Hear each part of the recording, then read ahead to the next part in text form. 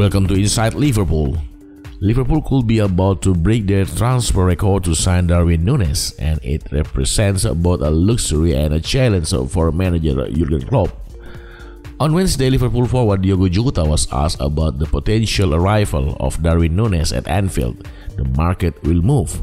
I have no idea what the signings could be, he insisted. Jota did praise the Uruguayan. Privately, though, Jota will realize that he has another battle on his hands. Núñez can play on the left. He made 5 appearances at left wing in 2021-22, but he's predominantly a striker. Vying for a center-forward role, Jota had hoped to make his out. With Liverpool potentially about to pay a club record fee for Núñez, given Benfica's £85 million price tag, he will surely be a predominant starter next season. He will likely replace Sadio Mane through the middle, with Mohamed Salah and Luis Diaz stationed on the right and left flanks, as they were for the Champions League final. There might be an initial adaptation period, with Núñez perhaps eased into the fold, but after that, Jota may occupy a rotational role, providing cover in the event of injury or fatigue, as well as generating competition. His capacity to play in all 3 competitions is in the front line will be helpful in his pursuit of game time. Jürgen Klopp's preference for Mane and his center-forward in the second half of the 2021-22 season, together with the hunt for an out-and-out number 9, does indicate that the manager isn't 100% satisfied with Jota, even if he will be pleased with the return of 21 goals. The 25-year-old might find himself fourth in the pecking order, though he will of course have the opportunity to change that.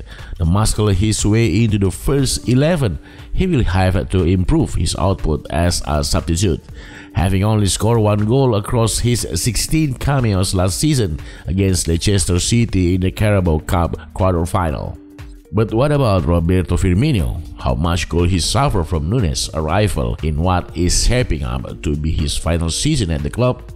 Last term, the Brazilian started just 10 Premier League games and only 2 Champions League fixtures.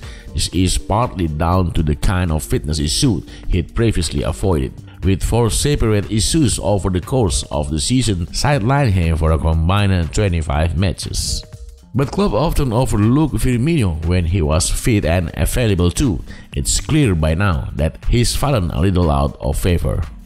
He lacks the versatility of Jota, and so he may now be left as the third-choice center-forward. That's not quite as bad as it sounds, because his unique attributes will still serve him well. Klopp may, when a particular game calls for it, look to revert back to the false 9 system and return to Firmino. What will help him most is a shift to a 4-2-3-1 system, enabling him to slot in behind Núñez as the number 10. Though Fabio Carvalho will also have the signs on that position, perhaps Klopp will see this formation change as a means of getting the best out of his new man. If Klopp sticks with the 4-3-3, Firmino can expect a similar amount of starting opportunities to what he received in 2021-22, even if he stays fit this time. His level of squad depth is a luxury, but it also presents challenges, with Klopp forced into some difficult decisions.